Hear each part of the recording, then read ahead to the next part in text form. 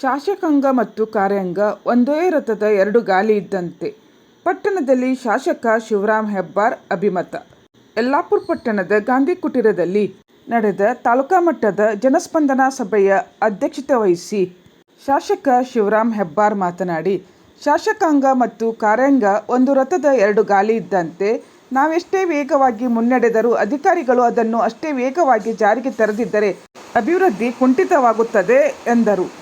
July 2ರಂದು ಸಂಜೆ ಸುಮಾರು 4 ಗಂಟೆಗೆ ಪಟ್ಟಣದ ಗಾಂಧಿ ಕುಟೀರದಲ್ಲಿ ನಡೆದ ಜನಸ್ಪಂದನ ಸಭೆಯಲ್ಲಿ ಸಲ್ಲಿಕೆಯಾಗಿದ್ದ 43 ಅರ್ಜಿಗಳಲ್ಲಿ 17 ಅರ್ಜಿಗಳು ಇತ್ಯರ್ಥಗೊಂಡು ಆದೇಶ ಪತ್ರ ನೀಡುವ ಮೂಲಕ ಸಂಪನ್ನಗೊಂಡಿತ್ತು.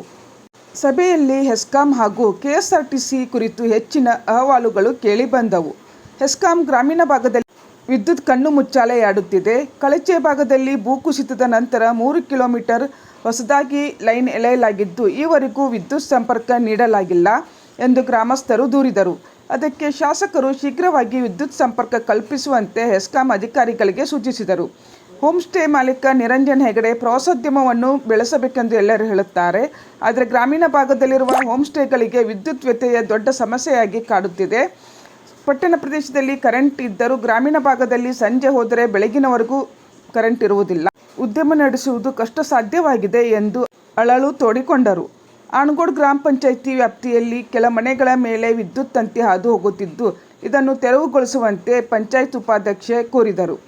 ತಾಲೂಕಿನಲ್ಲಿ ವಿದ್ಯುತ್ ಸಂಪರ್ಕಕ್ಕಾಗಿ ಕೋಟ್ಯಾಂತರ ರೂಪಾಯಿಗಳನ್ನು ವ್ಯಯಿಸಲಾಗುತ್ತಿದ್ದು ಸಾರ್ವಜನಿಕರಿಗೆ ತೊಂದರೆಯಾಗದಂತೆ ಸಮರ್ಪಕ ವಿದ್ಯುತ್ ಒದಗಿಸಿ ಎಂದು ಶಾಸಕ ಶಿವರಾಮ್ ಹೆಬ್ಬಾರ್ ಸೂಚಿಸಿದರು.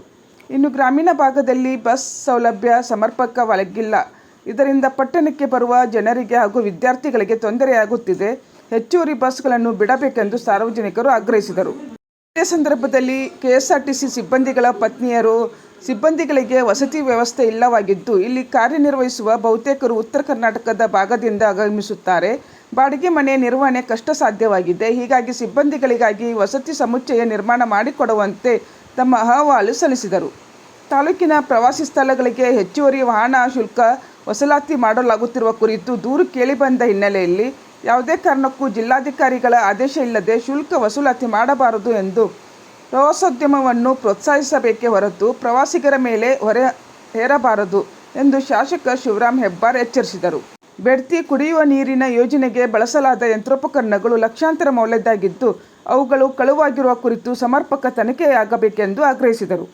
ಇದೇ ಸಂದರ್ಭದಲ್ಲಿ ಎಸ್ಎಸ್ಎಲ್ಸಿಯಲ್ಲಿ ಗರಿಷ್ಠ ಅಂಕ ಪಡೆದ 3 ವಿದ್ಯಾರ್ಥಿಗಳಿಗೆ ಲ್ಯಾಪ್ಟಾಪ್ ಹಾಗೂ ಅಂಗನವಾಡಿ ಕಾರ್ಯಕರ್ತೆಯರಿಗೆ ಮೊಬೈಲ್ ಸೇರಿದಂತೆ ವಿವಿಧ ಇಲಾಖೆಯ ಫಲಾನುಭವಿಗಳಿಗೆ ಆದೇಶ ಪತ್ರ ಹಂಚಲಾಯಿತು. ಸಭೆಯಲ್ಲಿ 43 ಅರ್ಜಿ ಸಲ್ಲಿಕೆಯಾಗಿದ್ದು ಈ ಪೈಕಿ ಕಂದಾಯ ಇಲಾಖೆಯ 17 ಅರ್ಜಿಯನ್ನು ಸ್ಥಳದಲ್ಲಿಯೇ ಪರಿಹರಿಸಿ ಆದೇಶ ಪತ್ರ ನೀಡಲಾಯಿತು. ವೇದಿಕೆಯಲ್ಲಿ ಕ್ಷೇತ್ರ ಶಿಕ್ಷಣಾಧಿಕಾರಿ ಹಾಗೂ ತಾಲೂಕಾ ಪಂಚಾಯತ್ ಕಾರ್ಯನಿರ್ವಹಣಾಧಿಕಾರಿ ಎನ್ಆರ್ ಹೆಗಡೆ, ಇಡಗುಂದಿ ಗ್ರಾಮ ಪಂಚಾಯಿತಿ ಅಧ್ಯಕ್ಷ ಶ್ರೀಕಾಂತ್ ಶೆಟ್ಟಿ, ಪಟ್ಟಣ ಪಂಚಾಯತ್ ಮಾಜಿ ಅಧ್ಯಕ್ಷೆ ಸುನಂದಾ ದಾಸ್, ಗ್ರಾಮ ಪಂಚಾಯಿತಿ ಅಧ್ಯಕ್ಷರು ಹಾಗೂ ಸದಸ್ಯರು, ವಿವಿಧ ಇಲಾಖೆಯ ಅಧಿಕಾರಿಗಳು ಉಪಸ್ಥಿತರಿದ್ದರು. ತಹಶೀಲ್ದಾರ್ ಅಶೋಕ್ ಭಟ್ ಸ್ವಾಗತಿಸಿ ಪ್ರಾಸ್ತಾವಿಕ ಮಾತನಾಡಿದರು. ಶಿಕ್ಷಣ ಇಲಾಖೆಯ ದಿಲೀಪ್ ದೊಡ್ಡಮನಿ ನಿರ್ವಹಿಸಿದರು.